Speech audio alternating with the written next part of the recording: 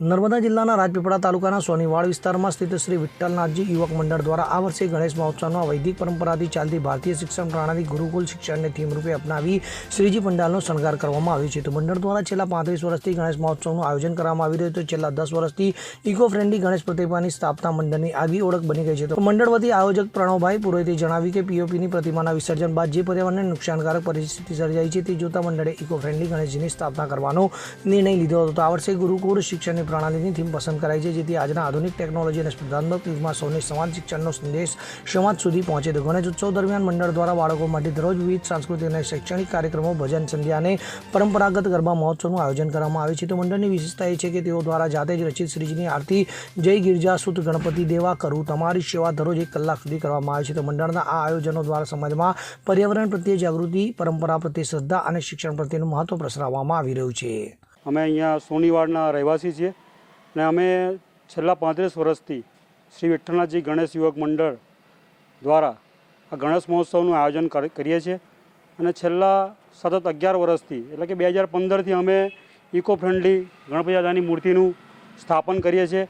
અને આ eco friendly મૂર્તિના સ્થાપનથી અમે એવો સંદેશો આપવા માગીએ છીએ કે દરેક મંડળ દ્વારા ઇકો ફ્રેન્ડલી માટીની મૂર્તિનું સ્થાપન કરવું જોઈએ, જેથી પર્યાવરણને નુકસાન ઓછામાં ઓછું થાય. અને દાદાની જે વિસર્જન કરવાની આપણે નદીમાં કે કૃત્રિમ તળાવમાં જ્યારે વિસર્જન કરીએ છીએ, દાદાની મૂર્તિ સારી રીતે વિસર્જિત થાય એવો અમારો સંદેશો છે. અને આ વર્ષે જે ડેકોરેશનની જે થીમ છે એ ગુરુકુળ શિક્ષા આધારિત અમારી થીમ છે.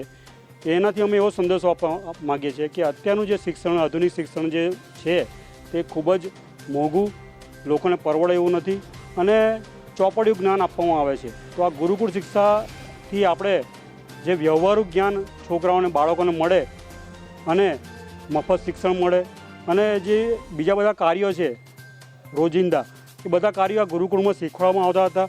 તો આજની તારીખે હવે પણ આપણે આ ગુરુકુળ શિક્ષા અનિવાર્ય થઈ ચૂકી છે, એટલે એ લાગુ કરવી જોઈએ એવું અમારી થીમ દ્વારા દરેકને સંદેશો છે. પણ અમારી સાથે 100થી ઉપર સ્વયંસેવકો અને અમારા મંડળના સભ્યો છે.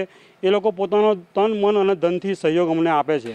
અમે સાંસ્કૃતિક કાર્યક્રમો રોજ અમે કરીએ છીએ, ભજન કરીએ છીએ, વેશભૂષાનો કાર્યક્રમ, નાના બાળકોની રમતગમત હોય, સંગીતના કાર્યક્રમો હોય, એટલે રોજે રોજ સાંસ્કૃતિક કાર્યક્રમો થાય છે અમારા મહોત્સવમાં. જય શ્રી ગણેશ ગણપતિ બાપ્પા મોરિયા. દીપક જગતાપ સાથે CN24 ન્યૂઝ, રાજપીપળા.